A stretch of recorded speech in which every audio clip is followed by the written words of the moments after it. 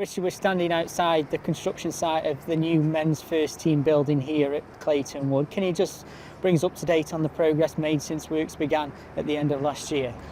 Yeah, things are going well. Slightly behind, but they're hoping to have that caught up by the end of August, and it should then mean that we're able to sort of receive the building at the end of November as planned, with a move-in date either this side of Christmas or early in the new year. That's the current plan anyway. What have you made of the progress made on the development so far? Yeah, it's going well. I mean, you can see in the background how things are going. You know, we've got a lot of internal partitioning going up. There's a lot of the sort of all the steelworks in. We're starting on the glazing very soon, and you know, a lot of the first fix of the mechanical electrical equipment inside the building is well underway as well now. When that building finishes being built, the current one will be renovated. Can you just bring us up to speed on what that project will look like?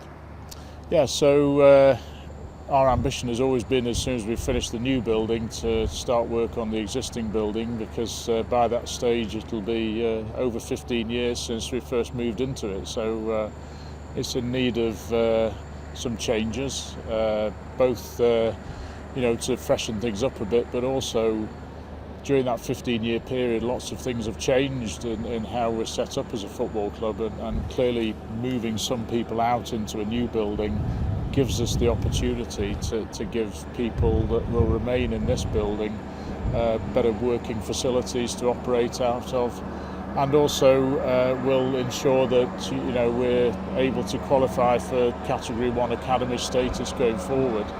But added to that, you know, we'll be able to give the women's team operation a good base for them to operate out of as well.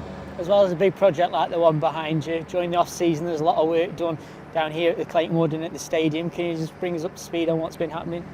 Yeah, so down here at Clayton Wood, we've got the annual pitch renovations, which were completed a few weeks ago, and you know, obviously the pitches are now maturing, and you can see that you know, we're going to be in good shape for when the players return in a few weeks' time for pre-season. We've just completed the pitch renovation at the stadium as well yesterday. So that's now seeded, and we'll be growing that back in anticipation for pre-season friendlies, and then obviously the season to start. It's a lot of work for head groundsman Andrew Jackson to pull together. How proud should the supporters be of the work that he does and everything he's achieved both here at the club and elsewhere? Yeah, well, Andy's been with the club since he left school, so it's a very long time that he's been with us. And you know, he's one you know, leads a team of ground staff that do a fantastic job for us, and you know, Andy's highly experienced now. You know, he's got the likes of FIFA after his services in various competitions around the globe, and he usually travels away to at least one of those each year, and you know, that's great for our club as well, because you know, he obviously can bring any expertise that he learns on those trips back to us as a club. You know, he's in the Hall of Fame for the Institute of Groundsmanship in the UK as well, so that's fantastic recognition for him as well, because there's only a handful of people that are actually in that. In the context of fellow Championship teams and Premier League sides, how do our facilities and buildings compare from your perspective? Well, it's obviously a work in progress at the moment. When we first designed the existing building, you know, we wanted to be in a sort of group of teams that were probably slightly above how we would perceive our peers to be in the Premier League. But you know, this is again about setting ourselves up for the future and aligning ourselves with you know, Premier League standard facilities that you know, that's where we aspire to be.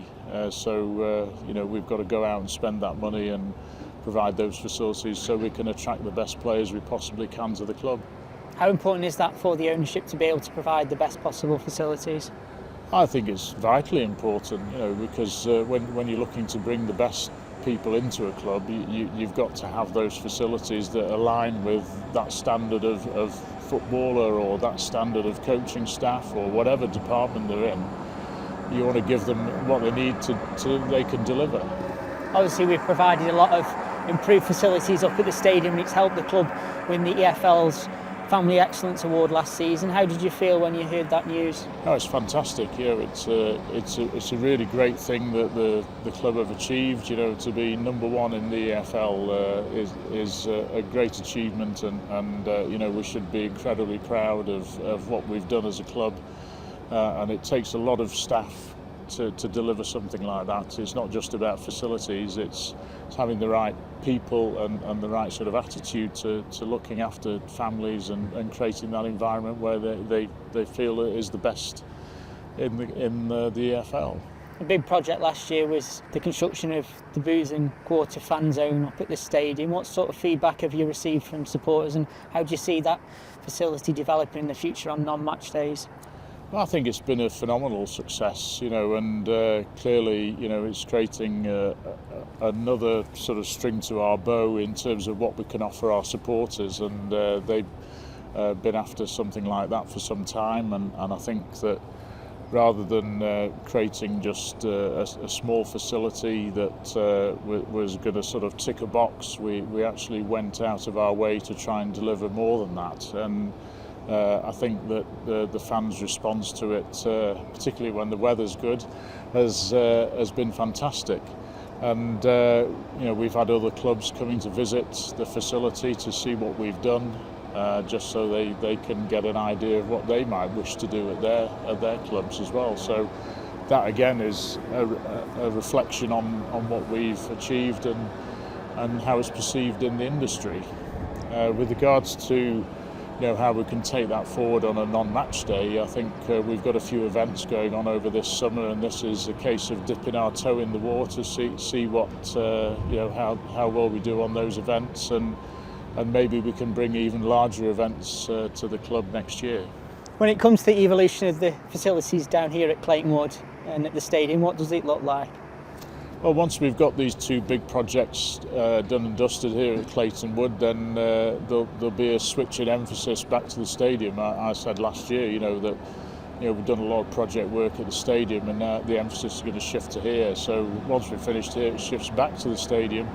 We're starting a project up early in the new year to look at how we can extend the concourses on the north, east and south stands, so that we can actually give greater experience for the fans in the concourses.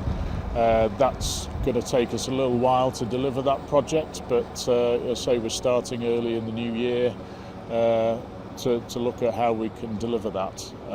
That will be hopefully an enhancement to people's experience on a match day, and obviously give us another opportunity for other non-match day events as well. We also will be doing some refresh work on some of the concourse areas in the West Stand, and again that's hopefully something we can deliver next summer during the close season.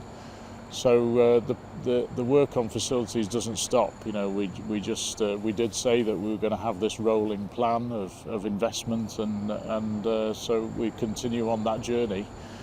And I guess when we've finished things, we'll go back to the start again and have to do other work to some of the things we've already done. But certainly it's the future holds a lot more project work and investment from the ownership.